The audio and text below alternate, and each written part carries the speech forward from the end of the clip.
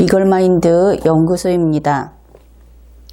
신과 인간에 대해서 이야기를 시작하겠습니다. 인류의 역사를 돌이켜 보았을 때 물론 신은 역사의 일부는 아닙니다.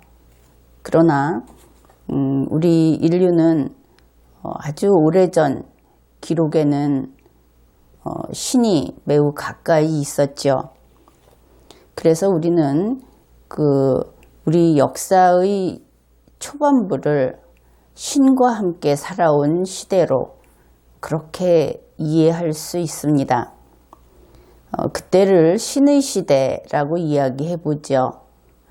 그러면 신의 시대는 태초부터 시작이 되겠죠. 그리고 우리 주위를 둘러보면 우리 이웃에는 신이 살고 있지 않습니다. 결국은 신은 우리 이 지상에서 떠나버렸다, 그렇게 볼 수 있겠죠. 그렇다면 신이 우리 이웃에 살고 있다가 인간으로부터 떠나간 때까지, 그때까지를 우리는 신의 시대라고 이야기할 수 있을 것입니다. 그리스 로마 신화를 보게 되면 신들은 대체로 올림포스 산 위에 자기들끼리 모여서 살고 있었던 것으로 되어 있죠. 또는 우주 먼 곳에, 그러니까 지구를 떠나기는 하였으나 좀 더 그렇게 먼 곳에 있기는 하지만 아직 인간을 기억하고 있고 인간과의 어떤 특정한 연관성을 보여주는 그러한 시대가 중간에 있었습니다. 그리고 나서 지금은 아마도 신이 인간을 잊은 시대가 아닌가. 설령 신이 아주 먼 우주 끝에 살고 있다 하더라도 신이 인간을 잊고 결국 신이 이제는 인간을 그렇게 잘 기억하지 못하는 시대가 아닌가, 이렇게 생각해 볼 수 있습니다. 그런데 신이 인간을 떠나면서부터, 그리고 인간을 완전히 잊어버렸다고 할 수 있는 그러한 때가 오기 전까지 그 과정에 인간의 시대가 시작되었다고 이야기할 수 있죠. 결국은 신의 보호 속에서 신의 법, 신법이라고 하는 그 룰 속에서 수동적으로 살아오던 인간이 신이 인간을 떠남으로 해서 스스로의 삶을 설계해야 하게 된 것입니다. 이것이 인간의 시대가 시작된 것이고 또 신의 품 밖에서 인간 독자적인 삶을 시작한 시대라고 할 수 있겠습니다. 그리고 나서 그것이 점점 요즘과 같은 시대로 다가오면서 인간은 좀 더 많이 자신의 삶을 설계하게 되었고 또 더 큰 공동체를 만들게 되었고, 그렇게 해서 근래에는 인간 중심의 시대라고 하는 때까지 이르게 되었습니다. 그러면은 처음에 신의 품 안에 있을 때 인간은 신 아래에서 평등했습니다. 신은 자신을 따르고 믿고 복종하는 자에게 평등했죠. 물론 편애를 보이기는 했습니다. 더러더러. 그렇지만 원칙적으로 신은 모든 인간을 다 사랑했다고 이야기할 수 있습니다.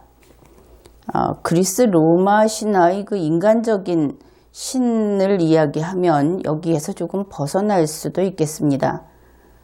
그러나 절대적인 유일신을 한번 생각해 본다면 신 앞에 평등을 좀 더 간단하게 이해할 수 있을 겁니다.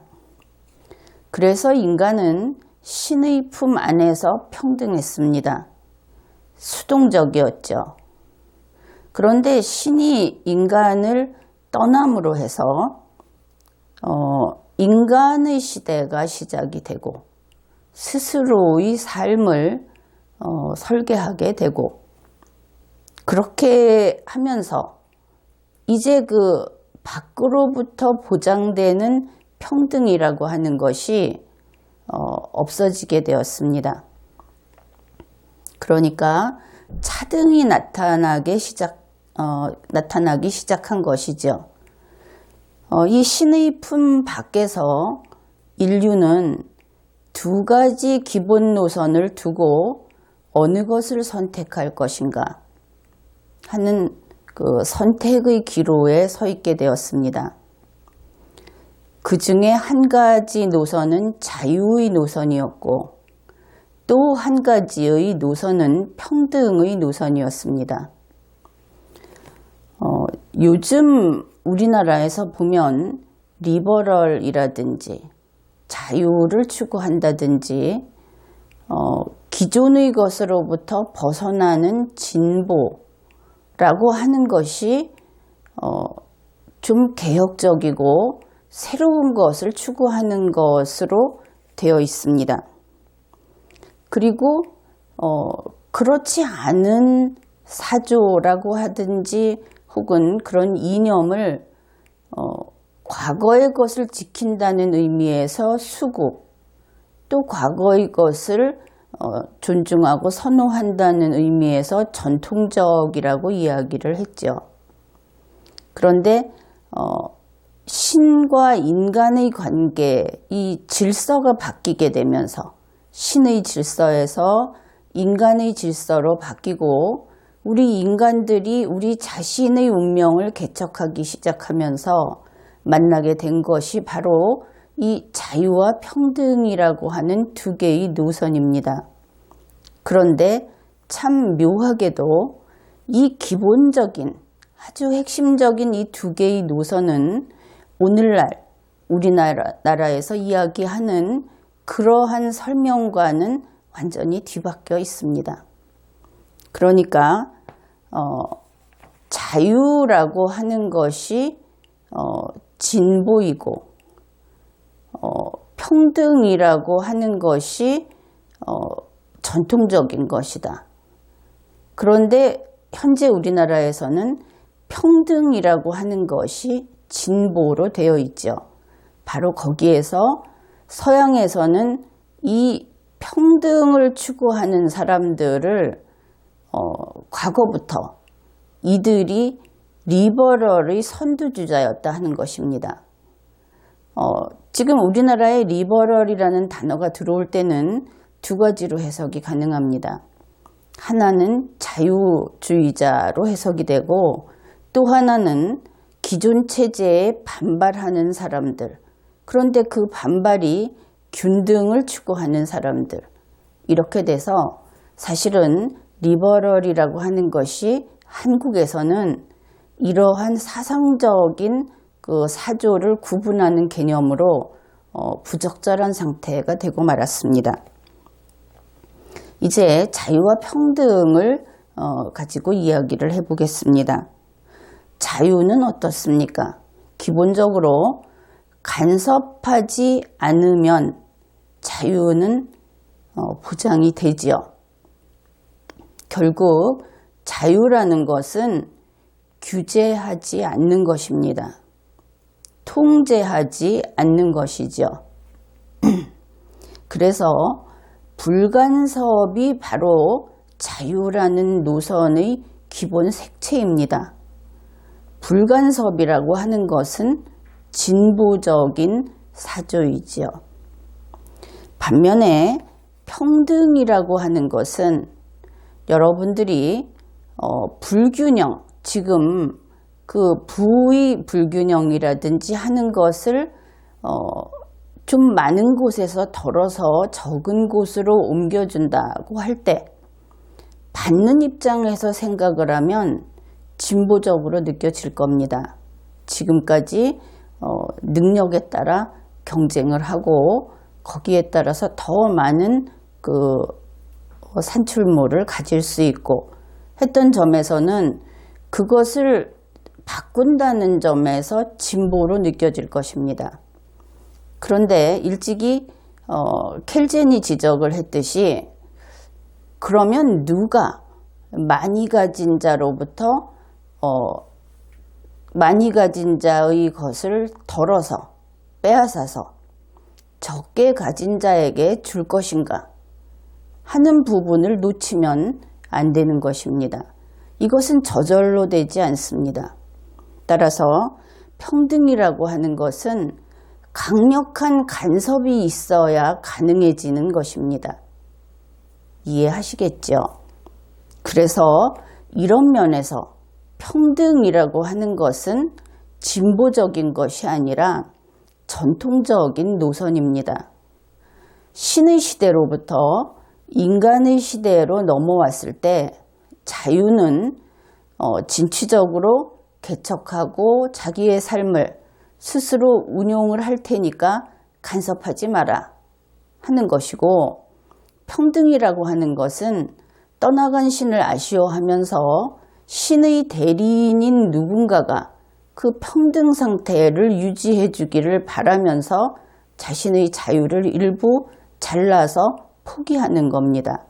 그 대신에 평등이라고 하는 보호 속에 있고 싶은 것이죠. 그래서 평등은 오늘날 이야기하는 것으로 한국의 진보 세력은 평등 쪽입니다. 결과를 보면 쉽게 이해할 수 있을 겁니다. 그리고 한국의 전통을 오히려 유지하려고 하는 쪽이 자유 세력인 것이죠. 이렇게 우리나라에서는 이러한 사조에 대한 개념도 바뀌어서 사용이 되고 있는데, 그것은 바로 언어를 가지고 비논리적인 언어 사용 때문에 이렇게 된 것입니다. 이것은 어떻게 생각하면 말이나 글이라고 하는 것을 우리가 누구나 아주 잘 사용한다고 생각하고 있을 텐데, 거기에서 오랜 시간 동안 자세가 나빠지듯이 그렇게 잘못된 쪽으로 굳어졌기 때문에 그 잘못된 사실을 우리가 인식하기 어려운 것이죠. 그것은 힘들더라도 하나하나 고치면서 끈기 있게 다시 제자리로 돌려놓고야 말아야 하는, 그러니까 포기할 수 없는 그러한 부분인 것입니다. 자, 인간은 어리석은 짓을 저지릅니다. 누구나 그렇습니다.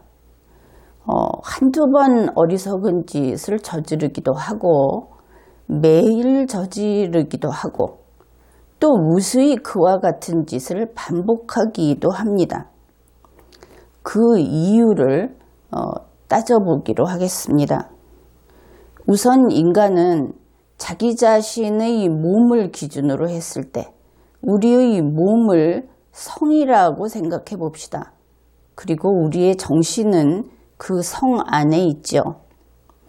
그러면 우리가 세상을 알기 위해서는 밖으로부터 무엇인가가 성 안으로 들어와야 합니다. 이 과정을 인풋이라고 할 수 있겠습니다. 그런데 대부분의 인간은 이 인풋 성능이 어중간합니다. 완전하지도 못하고 그렇다고 해서 아예 망가져서 쓸 수 없는 상태도 아닙니다. 어중간한 것이죠. 밖으로부터 정보가 내부로 성 안으로 들어오면 그것이 무엇인지 알아야 하겠죠. 무엇인지를 파악해야 하는 것입니다. 그 해독할 수 있는 성능도 대체로 인간은 어중간합니다. 그것을 나름대로 해독을 한 다음에 성 밖에 우리는 이러한 입장이다. 우리는 이것을 원한다. 하고 의사표시를 해야 하겠죠. 여기서 성이란 우리 인간의 신체를 기준으로 안쪽이 성 안이고 바깥쪽이 성 밖이다. 이렇게 이야기를 하는 것입니다. 그러면 우리가 밖에 의사표시를 하는 것을 아웃풋 기능이라고 생각해 봅시다. 그런데 이 아웃풋의 성능도 어중간합니다.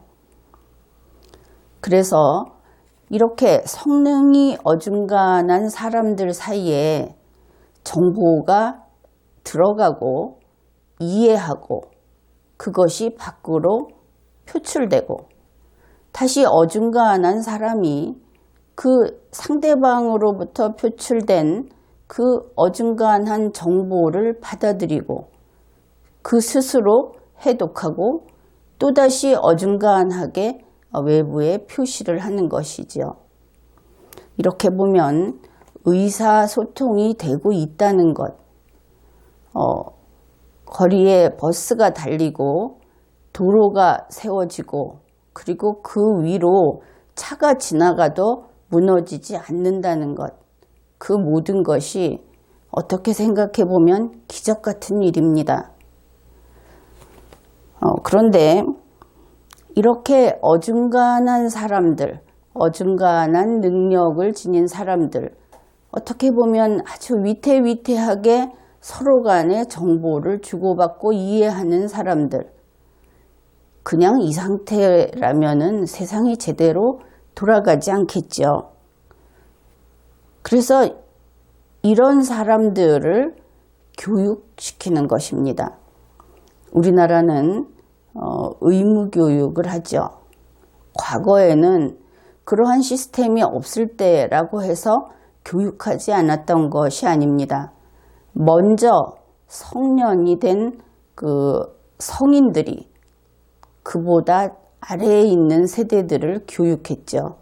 기본적인 문자도 가르쳤고 말도 가르쳤지만 그것보다도 직접 생활을 가르쳤습니다. 그리고 오늘날에는 더 많은 능력을 발휘해야 하기 때문에, 그러니까 더 능력을 잘 발휘해야 하고 더 많은 정보를 처리하면서 살아가야 하기 때문에 아주 장기간에 걸쳐서 의무교육을 실시하고 있습니다. 의무교육을 실시하긴 하는데 그 의무교육이 새로운 정보를 받아들여서 기억해 놨다가 그것을 그대로 내보내는 훈련만을 16년 동안 계속 반복하다 보면 12년 그리고 대학까지 해서 16년입니다. 그 정도를 반복을 하다 보면 최소한 기본적인 그 거래라든지 생산이라든지 그런 것을 할 수 있는 수준에 이르게 될 것이다. 이 교육 시스템의 목표는 그 정도입니다. 그런데 문제는 이 사람들이 단지 신의 그 질서 속에서 복종하고 살듯이 혹은 평등이라고 하는 노선 속에서 평등하게 그 평등은 균등을 가리키는데 균등하게 어느 현명한 분배자가 있어서 세상을 평등하게 다스리고 중요한 것은 이 대단히 현명한 오류가 없는 지도자가 있어야 하는 것이죠. 그 밑에서 조직원으로서 살아가는 세상에서는 방금 이야기한 바와 같은 그러한 능력을 구비하면 그 이상을 원하지 않기 때문에 또 그 이상은 그 현명한 지도자가 바라지 않기 때문에 세상은 그저 그런 대로 돌아갈 것입니다. 그런데 20세기에 들어와서 이 어떻게 보면 컨베이어 벨트 앞에 앉아있는 조립공들이 정치를 하게 되었습니다. 그 국가 자체를 움직이는 것이 그 조립원들이었던 것이죠. 스스로 조립을 하면서 스스로 그 컨베이어 벨트의 작동에 대해서까지 관여를 하는 그것이 국민 주권주의입니다. 결정을 해야 한다는 것이죠. 결정된 의사에 따르고 그것을 결정된 의사를 이해하고 수행하는 능력만 있으면 되었던 그러한 시대에서 이제 겨우 100년 남짓 그 기간 동안 제대로 스스로 의사결정을 해야만 하게 되었습니다. 전 인구가. 그러니까 지금으로서는 대학까지 의무교육이 아니라 대학까지 교육을 다 시켜도 이 국민주권주의라고 하는 국가 시스템이 제대로 운영될 수 없는 것은 당연하죠. 그 중에서도 아주 희귀하게 창의적인 사고를 하고 논리적인 사고 능력이 있고 이런 사람들만 의사결정을 할 수 있기 때문입니다. 왜냐하면 의사결정은 옆에 사람 것을 보고 하면 안 됩니다. 정말 고독하게 혼자 아무 근거도 없이 혼자 해야 하는 것입니다. 참고 자료를 보기는 하겠죠. 그러나 참고 자료는 답을 주지 않습니다.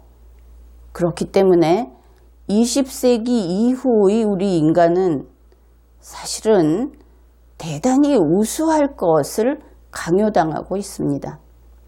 과거에는 지배계급만, 극소수의 지배계급만 지니고 있었으면 되었을 리더십이 이제는 전 인구에게 필요하게 된 시대인 것이죠. 그래서 대한민국의 국민은 일정한 조립 작업을 할 수 있는 그러한 능력만을 지녀서는 부족한 것입니다. 그런데 대한민국은 이제 건국된 지 불과 70년밖에 되지 않았습니다. 당연히 그와 같은 의사결정을 할 수 있는 그 일종의 신인류가 그러한 사람들이 될 수 없죠. 우리의 국민들이. 그러다 보니까 인간은 대체로 어리석은 짓을 한다. 한 그 부분을 파고든 것이 약삭빠른 사람들입니다. 오늘날 대한민국에서 소위 지도층이다 하는 각 분야의 지도층이다. 그리고 특히 정치인들.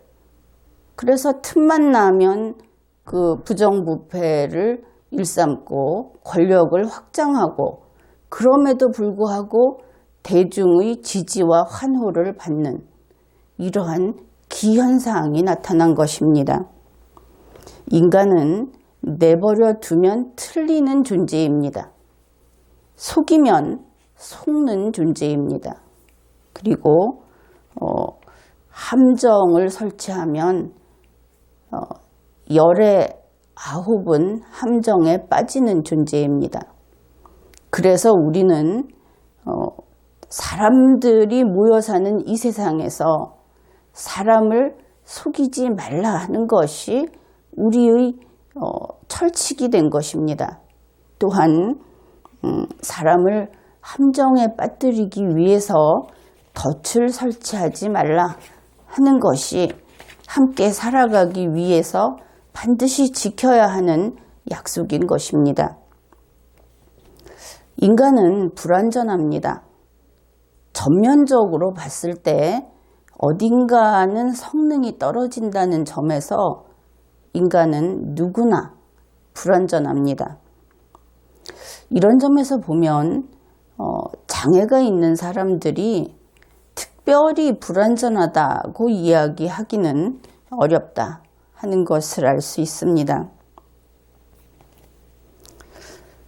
그래서 이제 우리는 신의 품 밖에서 살아가는 삶을 살고 있습니다.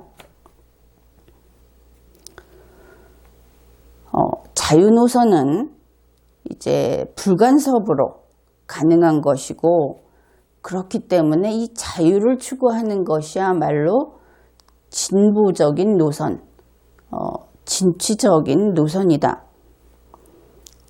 그리고 평등 노선은 강력하게 간섭을 해야 그 시스템이 유지되기 때문에 전통적인 노선이고 수구적인 노선이다.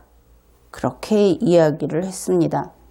그리고 사람은 그럼에도 불구하고 실수를 하고 비논리적으로 사고하고, 그리고 그 의사표현을 하고 의사결정을 하는 능력이 불완전하다 하는 이야기를 했죠. 사람이 이렇게 불완전하다 보니까 동일한 상황을 사람마다 다르게 봅니다. 함정을 파놓으면 함정에 빠진다 하는 것이 이 경우에도 적용이 되는 것인데, 동일한 사안을 빨갛다 하고 하면 빨갛게 보고 파랗다 하고 하면 파랗게 보는 그러한 것이 대체적인 사람들입니다. 매우 우수한 사람을 제외하고는 그렇다는 것이지요. 그래서 우리 자유노선이라고 하는 것은 간섭하지 않는 것이다 했습니다. 그런데 현재 대한민국에서는 이 자유를 가장 소중하게 여기고 자유를 지켜야 한다고 하는 사람들이 소위 진보 세력이죠. 그래서 그들은 이 소중한 자유를 지키기 위해서 자유권이라는 것을 헌법에 넣자고 합니다. 이 자유권을 좀 더 늘리자고 하는 것이죠. 그 헌법에 자유권이라는 글자를 넣는 의미는 어떻게 되느냐? 그것은 5천만 명 중에 한 명의 자유권을 지키자라고 넣는다면, 한 명을 제외한 모든 사람은 그 순간 헌법상의 의무가 발생합니다. 규제를 받는 것이죠. 이 자유권은 첫 번째 국민, 두 번째 국민, 세 번째 국민 이렇게 순서를 옮겨가면서 그 사람을 보호할 때마다 나머지 모든 사람이 속박되어야 하는 것입니다. 그런데 현재 우리 국민들은 그것이 진짜 자유권이고 그것이 자유권을 보장하는 것이라고 믿는 사람들도 많은 것 같습니다. 자유권은 그냥 내버려 두는 것이 자유권입니다.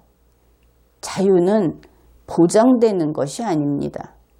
자유는 간섭하지 않고 내버려 두고 법률로 자유로워라 하는 의무를 규정하지 않는 것이 자유입니다. 그런데 사람들은 이렇게 속는 것이죠. 그리고 평등이라고 하는 것도 마찬가지입니다. 평등이라고 하는 것은 원래 간섭을 이왕 하는 것이라면 나에게만 더 많이 간섭하지 마라 하는 것이 평등입니다. 그런데 지금은 사람들을 어떻게 정치인들이 속이고 있느냐 하면은 평등을 애초에 간섭하지 않던 분야까지 평등하게 해주겠다고 하면서 계속 간섭할 수 있는 것을 늘립니다. 그러면 국민들은 나에게 권리가 많이 생겼다고 생각하죠. 만일 5천만 명이 한 번씩 평등에 대한 권리가 생겼다고 여긴다면 매번 한 명을 제외한 5천만 명이 평등이라는 의무를 지게 된다는 것입니다. 그래서 결과적으로 보면 어마어마하게 많은 의무를 지게 되고 여기에 대해서 의무를 부과할 권한을 지닌 자, 그들은 과거로 치면 질서를 보장하는 신의 지위에 올라가서 신의 그 권력을 행사하게 되는 그런 결과가 되는 것입니다. 인류의 역사는 인간의 시대가 된 이후로, 그러니까 신의 품을 벗어난 이후로 자유노선이 주류를 이루고 있었습니다. 그래서 이 자유노선은 불간섭이고, 불간섭이라고 하는 것은 개인이 알아서 남과 충돌하지 않으면서 자신의 자유를 최대한 누리는 그런 시스템입니다. 그러다 보니 개인들은 보다 더 논리적으로 사고하고 정보를 처리하고 의사결정을 할 수 있기 위해서 바로 이 논리적 능력을 키우기 위해서 노력을 해왔습니다. 그런데 21세기에 이르러 이러한 논리 경쟁, 자기 개발의 노력이 너무나 고달프고, 그리고 노력을 해도 처음부터 능력의 차이가 있는 부분은 그 간격을 메우기 어려워서 사람들 사이에 차등이 많이 생기게 되었죠. 그러다 보니 21세기에 이르러 이런 논리력이 저급한 집단, 또 그 논리력이 저급한 사람이 많이 모여 있는 국가, 이 경우에는 평등 노선이 다시 득세하기 시작했습니다. 이 평등 노선은 전통적인 노선이고, 평등 노선에서는 반드시 신과 같이 유능한 지도자가 있어야 합니다.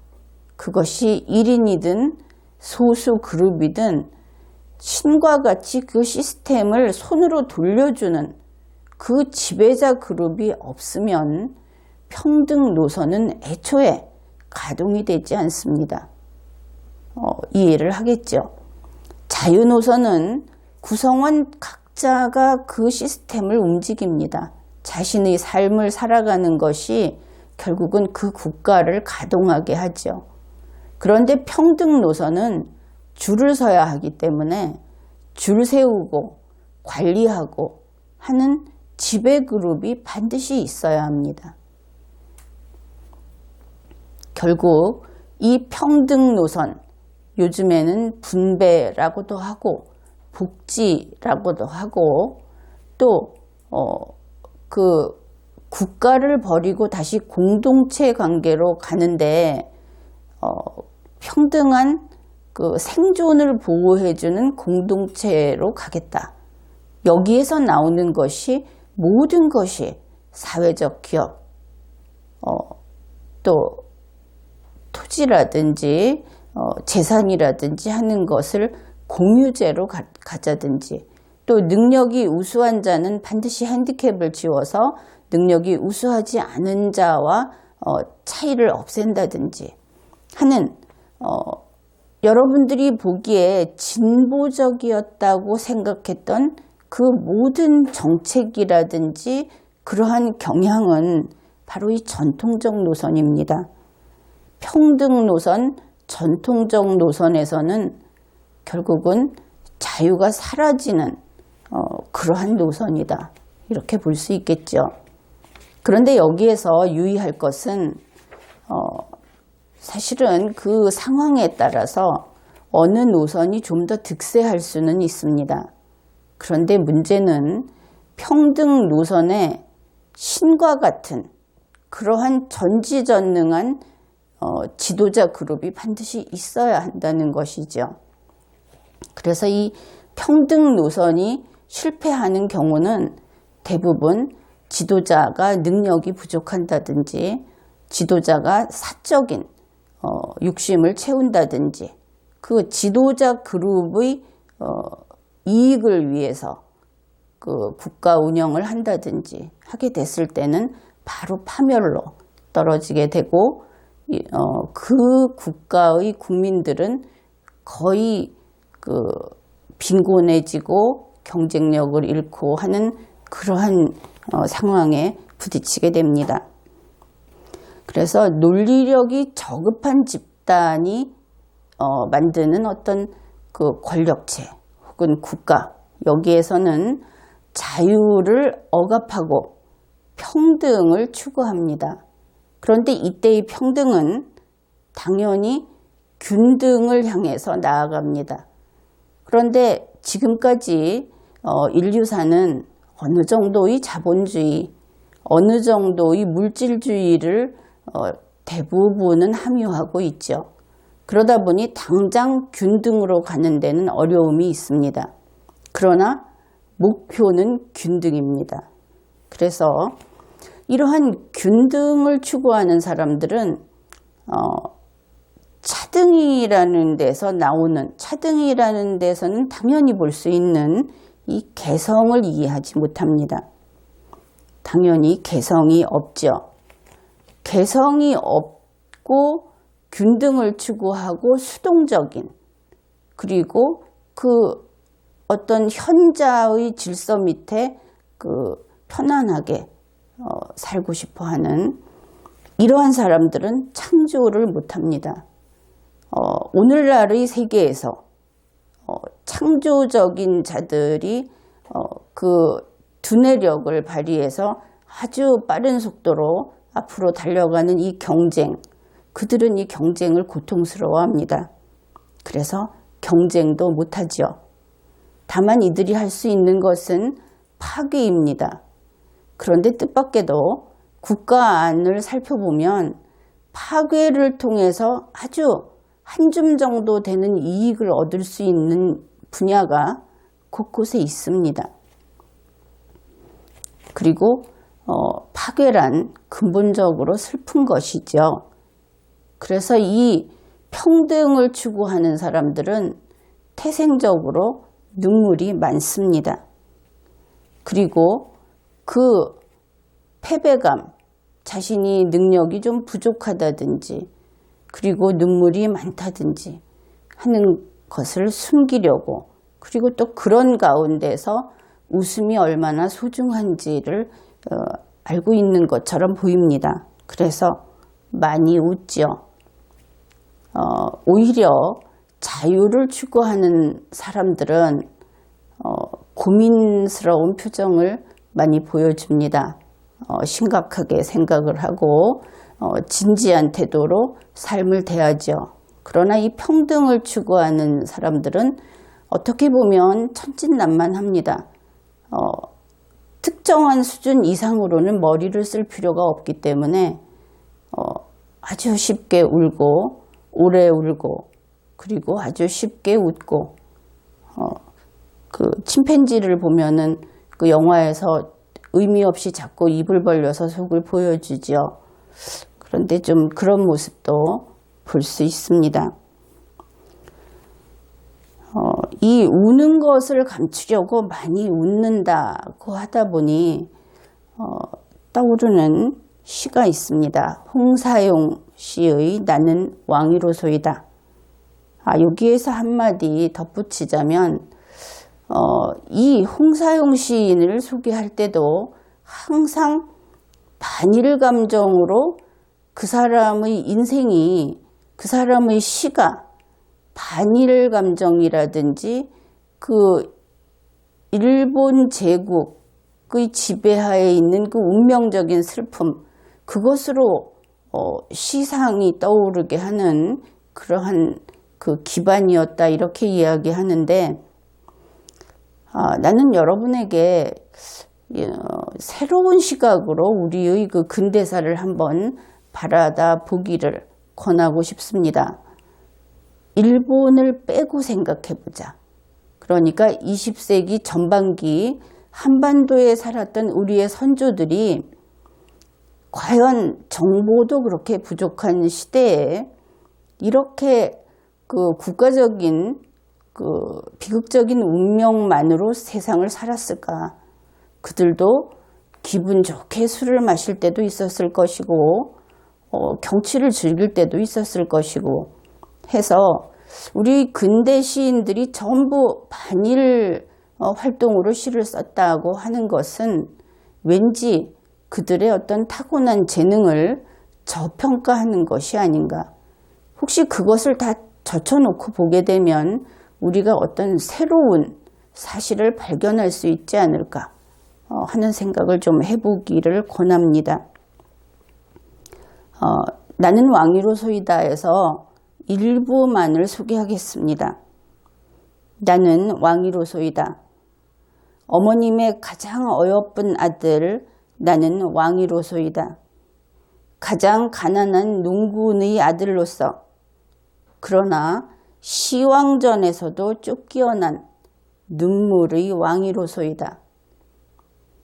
11살 먹던 해 정월 열나흘 날 밤 맨제터미로 그림자를 보러 갔을 때인데요. 명이나 긴가 짧은가 보려고 왕의 동무 장난꾼 아이들이 심술스럽게 놀리더이다. 모가지 없는 그림자라고요. 왕은 소리쳐 울었소이다. 어머님께서 들으시도록. 죽을까 겁이 나서요. 나무꾼의 산타령을 따라가다가 건너산 산비탈로 지나가는 상두꾼의 구슬픈 노래를 처음 들었소이다. 나는 왕이로소이다. 어머니의 외아들 나는 이렇게 왕이로소이다.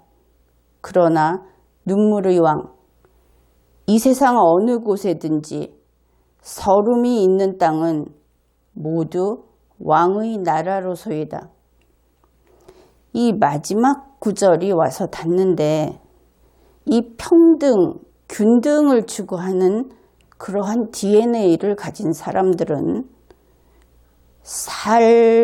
삶이라고 하는 것보다 죽음에 더 친근감을 느끼는 것 같습니다. 이 세상 어느 곳이든지 서름이 있는 땅, 그곳은 모두 왕의 나라라고 하는 이야기 속에서 이 평등 노선, 인류사를 꿰뚫고 있는 이 평등 노선을 걷는 그러한 유전자를 지닌 사람들, 그들의 선택, 기호, 인생관과 같은 것이 집약적으로 여기에 나타나 있다는 생각을 하게 됩니다. 이들은 죽은 자를 언제까지나 기억하려고 하죠. 왜냐하면 이 평등이 바로 전통적인 노선이기 때문입니다. 죽음을 좋아하고 슬픔을 좋아하고 그리고 서로 마주보며 웃기를 좋아하는 그러한 사람들이 전통적 노선이다 하는 것입니다. 이제 여러분도 한번 생각을 해보십시오. 자신의 DNA는 자유인가 아니면 평등인가? 그리고 우리는 어디로 가는 것이 적절한 국민인가? 한번 생각해 보기 바랍니다. 이번 회에는 여기까지 하겠습니다.